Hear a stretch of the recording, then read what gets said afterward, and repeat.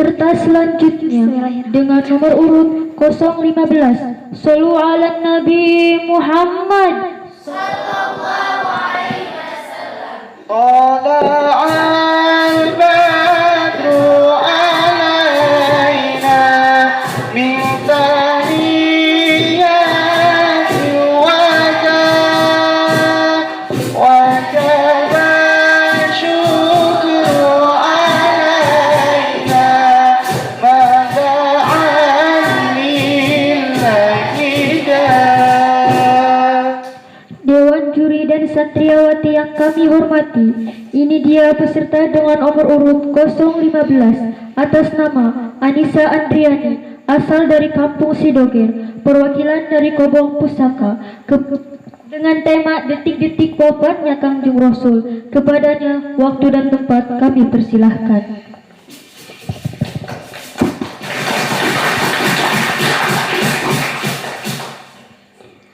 Assalamualaikum warahmatullahi wabarakatuh. Waalaikumsalam warahmatullahi wabarakatuh. Alhamdulillahi rabbil alamin ala ni'matil iman wal islam. Wassalatu wassalamu ala asyrafil mursalin Sayyidina Muhammadin wa ala alihi wa sahbihi ajma'in. Amma ba'du. Faqad qala Allah ta'ala fil Qur'anil Karim, A'udzu billahi minasy syaithanir rajim. Bismillahirrahmanirrahim. Kullun nafsin dha'iqatul maut. Al-ayah. Wa qala an-nabiyyu sallallahu alaihi wasallam, man ahya sunnati faqad ahabbani wa man ahabbani kana ma'i fil jannah. Puja-puji syukur marilah kita panjatkan kepada Allah Rabbul Ghafur yang telah memberikan beribu-ribu nikmat yang tidak bisa kita ukur, yaitu nikmat iman wal Islam. Sholawat bertangkaikan salam semoga selamanya selalu tercurah limpahkan kepada baginda alam yang mulia, kekasih Rabbul Alamin, yaitu Kanjeng Nabi besar Muhammad sallallahu alaihi wasallam. Yang tersayang, yang tercinta, dan yang saya hormati segenap keluarga besar Pondok Pesantren Putra Putri Apis Al Barokah, semoga selalu ada dalam lindungan Allah Subhanahu wa Ta'ala. Amin. Dan tak lupa juga kepada dewan juri yang saya kagumi juga saya sayangi. Mudah-mudahan diberikan ilmu yang nafi, amin. Dan rezeki yang tiada henti, amin. Dan juga jodoh yang baik hati, amin. Tak lupa juga kepada santriawati yang saya sayangi. Mudah-mudahan dijadikan santri anu berbakti kepada ilahi Rabbi. Hadirin rahimakumullah. Hadirin rahimakumullah. Dalam ayat Al-Quran yang berbunyi, A'udzu billahi minasy syaithanir rajim. Bismillahirrahmanirrahim. Kullun nafsin dha'iqatul maut. Yang artinya setiap yang bernyawa pasti akan merasakan mati. Bahkan seorang Rasul yang mulia pun merasakan apa itu mati. Seperti kisah detik-detik kematian Rasulullah Sallallahu Alaihi Wasallam. Rasulullah Sallallahu Alaihi Wasallam tidak pernah sakit seumur hidupnya, kecuali penyakit demam atau sakit panas dalam badannya. Maka pada satu ketika Rasulullah Sallallahu Alaihi Wasallam sedang sakit panas ini dan tubuhnya mulai melemah. Rasulullah Shallallahu Alaihi Wasallam dipapah oleh Ali bin Abi Thalib dan temannya Fadl bin Abbas menuju ke masjid. Dan Rasulullah Shallallahu Alaihi Wasallam mulai memandangkan khutbah di sana. Rasulullah Shallallahu Alaihi Wasallam di depan seluruh sahabat-sahabatnya mengatakan bahwa kalian akan selamat ketika kalian berpegang kepada dua hal, yaitu Al-Quran dan hadis. Barang siapa yang mencintai Al-Quran dan hadis, maka ia akan selamat dan masuk ke dalam syurganya Allah. Bahkan Rasul berkata, "Man ahya sunnati faqad ahabbani, wa man ahabbani kana ma'i fil jannah." Siapa yang mengikuti hadis, siapa yang mengikuti sunnahku berarti ia mencintaiku. Siapa yang mencintaiku berarti ia akan bersama-sama denganku di syurganya Allah. Abu Bakar As-Siddiq yang mendengarkan kalimat ini pun mulai terisak-isak karena ia tahu bahwa inilah detik-detik kepergian dari Rasulullah Sallallahu Alaihi Wasallam. Di dalam masjid itu pula Rasulullah Sallallahu Alaihi Wasallam berkata kepada seluruh sahabatnya, "Aku tidak ingin ketika aku dipanggil oleh Allah Subhanahu Wa Taala masih ada orang-orang yang pernah aku zalimi dan mereka belum membalas perbuatan burukku semasa hidup. Maka pada hari ini siapa yang ingin mengkisusku silahkan. Mungkin saja semasa aku ada di dunia ini aku pernah menyakiti kalian." Semua orang tentu saja tidak ada yang tunjuk tangan karena mereka tahu bahwa Rasulullah Shallallahu Alaihi Wasallam adalah orang yang sangat lembut dan pengasih bagi seluruh umatnya. Namun ada satu orang yang kemudian tunjuk tangan dan berkata, Aku wahai Rasul yang pernah engkau sakiti semasa ini. Kau mungkin tidak ingat bahwa dulu dalam perang Badar, wahai Rasul, kau mencambukku dengan tongkat, kau memukulku. Kau mungkin tidak sengaja, namun itu sangat membekas di dalam bahuku. Maka aku ingin membalas semua perbuatanmu itu.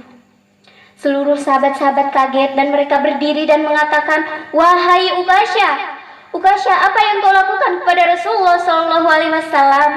Rasulullah Shallallahu Alaihi Wasallam dalam keadaan sakit parah, dalam keadaan yang lemah, dalam keadaan yang seperti itu, namun kau masih juga berani-berani berbuat seperti itu.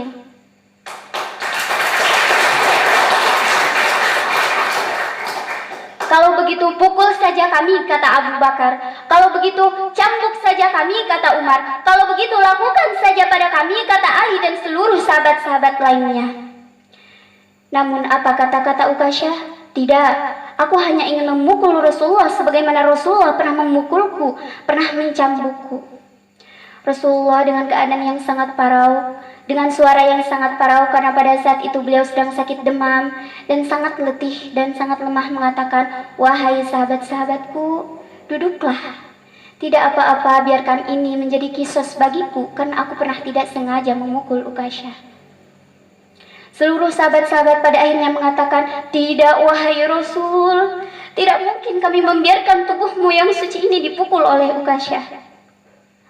Ukasyah adalah sahabat Rasulullah Shallallahu Alaihi Wasallam yang meminta kepada Rasulullah masuk surga tanpa dihisab, dan Rasulullah mengatakan itu, mengiyakan itu, namun Ukasyah berani-beraninya memukul Rasulullah. Kemudian ketika Rasulullah membuat badannya seperti ini, kemudian, "Pukullah saya, wahai Ukasyah." Apa yang dikatakan Ukasyah? "Tidak cukup, wahai Rasul. Dulu kau memukulku, dulu kau mencambukku dalam keadaan aku tidak berpakaian. Dan itu sangat membekas di dalam bahuku. Maka aku ingin kau melepas pakaianmu supaya aku bisa memukul bahumu, supaya aku bisa memukul punggungmu." Semua orang kembali berkata, "Ukasyah, betapa kurang ajar sekali. Apa yang kau lakukan kepada Rasulullah Shallallahu Alaihi Wasallam?" Namun Ukasyah tetap bertahan untuk tetap ingin memukul Rasulullah. Rasulullah kembali menenangkan sahabatnya dan memulai membuka pakaiannya. Rasulullah berkata kepada Ukasyah, "Aku telah membuka pakaianku. Wahai Ukasyah, silahkan kau balas perbuatanku dulu terhadapmu." Kemudian Ukasyah mulai berjalan mendekati Rasulullah dan mulai diputar-putarkan cambuknya itu dan mulai diputar-putarkan tongkatnya itu dan hendak memukul Rasulullah Shallallahu Alaihi Wasallam. Seluruh orang yang ada di masjid itu mulai menangis dan mereka berkata, "Dasar Ukasyah, dasar orang yang tidak tahu diri, dasar orang yang tidak punya hati. Rasulullah Shallallahu Alaihi Wasallam dalam keadaan sakit parah, dalam keadaan yang lemah, dalam keadaan yang seperti itu, namun kau masih juga berani-berani berbuat seperti itu. Namun apa yang terjadi ketika Uqasyah mendekati Rasulullah? Uqasyah melempar cambuk itu, Uqasyah melempar tombak itu, lalu Uqasyah memeluk Rasulullah Shallallahu Alaihi Wasallam dan berkata, tidak, wahai Rasul, tidak mungkin aku melukaimu, wahai Rasul. Aku hanya ingin merasakan kulitmu bersentuhan dengan kulitku, wahai Rasul. Aku sangat mencintaimu, tidak mungkin aku melukaimu, wahai Rasul. Aku melakukan ini semata-mata karena aku ingin memelukmu. Kulit bertemu dengan kulit, wahai Rasulullah Shallallahu Alaihi Wasallam.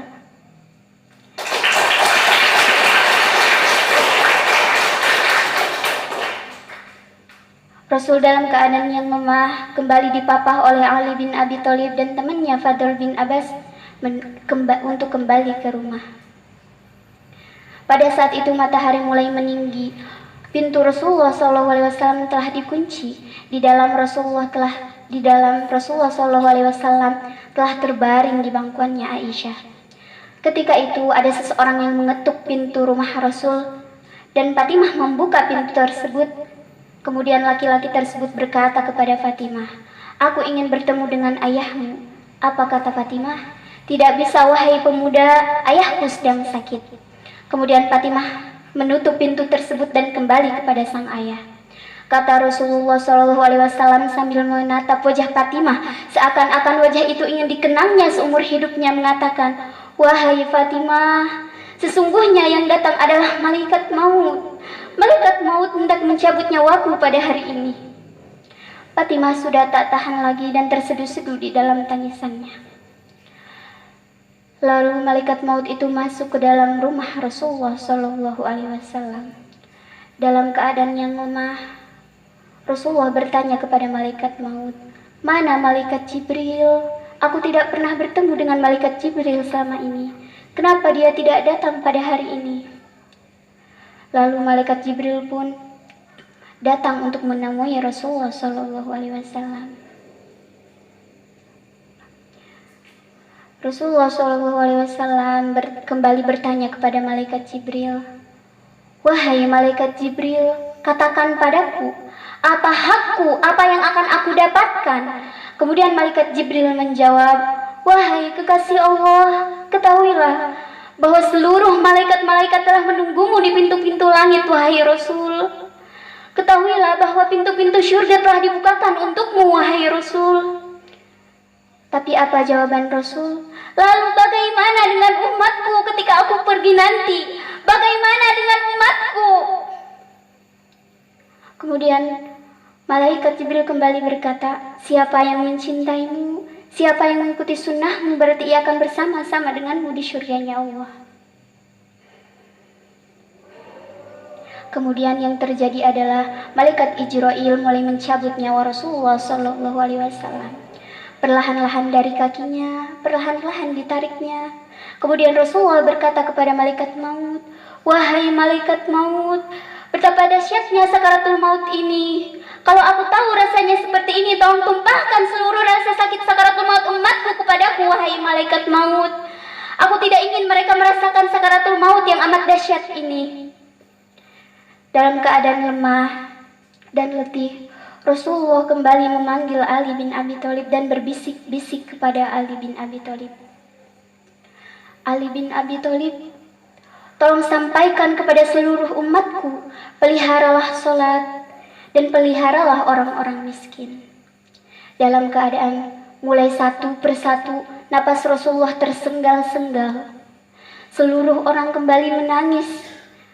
Dan Rasulullah membisikkan kata-kata dan mengucapkan, ummati, ummati, ummati. Rasulullah Shallallahu Alaihi Wasallam memikirkan keadaan umatnya sepeninggalan Rasulullah Shallallahu Alaihi Wasallam. Maka di detik-detik terakhir Rasulullah mengacungkan satu telunjuknya dan berkata dan mengucapkan, la ilaha illallah, la ilaha illallah, la ilaha illallah. Dan di detik itu juga terpejamlah matanya di pangkuan Aisyah. Mungkin hanya ini yang bisa saya sampaikan. Kurang dan lebihnya mohon dimaafkan. Khususnya dari Dewan Juri, umumnya dari hadirin sekalian. Ditutup dengan Allahul kafi, Rabbunal kafi, qasadnal kafi, wajadnal kafi, likulli kafi, kafanal kafi, wa ni'mal kafi, alhamdulillah. Allahul kafi, Rabbunal kafi, qasadnal kafi, wajadnal kafi, likulli kafi, kafanal kafi, wa ni'mal kafi, alhamdulillah. Diakhiri dengan doa Allahumma rabbana ya rabbana taqabbal minna innaka antas sami'ul alim wa tub alaina ya maulana innaka antat tawwabur rahim.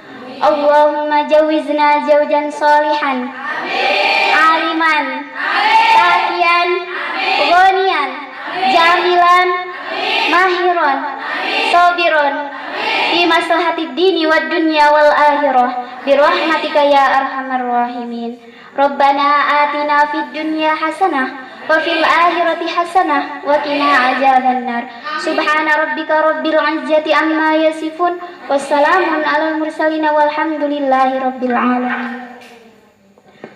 Wabillahi taufiq wal hidayah. Wassalamu alaikum warahmatullahi wabarakatuh.